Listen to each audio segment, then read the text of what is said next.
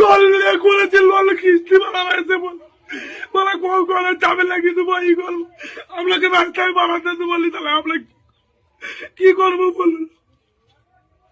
আমাদের আমি খোলা মানুষ, এই করেই খাই।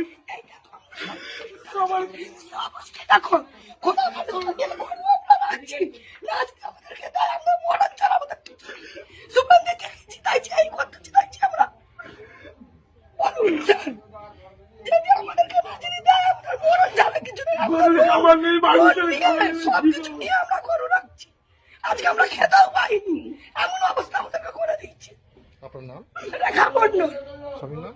নিমাই মন্ডল। আমরা কলকাতা বাসী এই মুহূর্তে।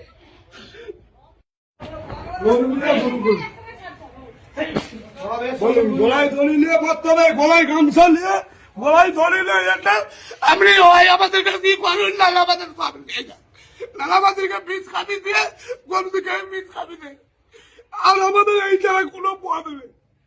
হয় আমাদেরকে মেরে দিন, নাহলে মানুষ কুল্লা করলে আপনার ভালো হবে, করুন করুন।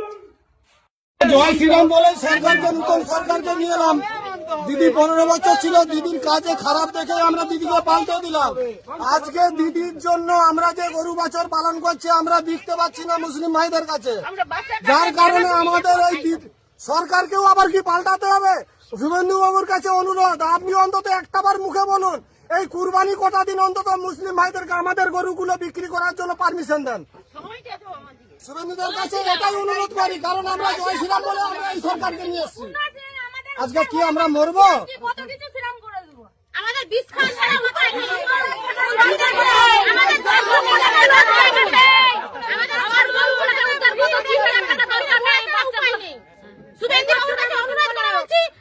সবাইকে বীজ দিয়ে দিই, আমরা বীজ খেয়ে মরে যাবো।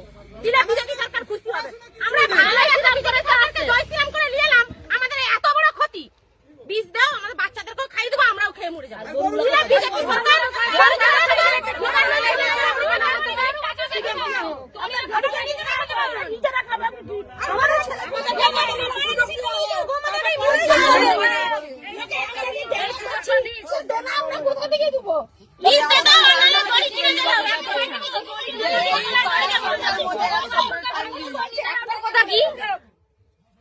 বললো যে 14 বছরে পরে গরু কাটা হবে।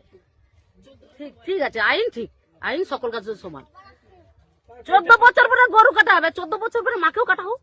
ঠিকই তো বলছে, গোমাতা তো মা। 14 বছর পরে মাকে কাটা হবে, গরুকে কাটা হবে, মাকেও কাটা হোক। 14 বছর হয়ে গেলে 14 বছর পরে মা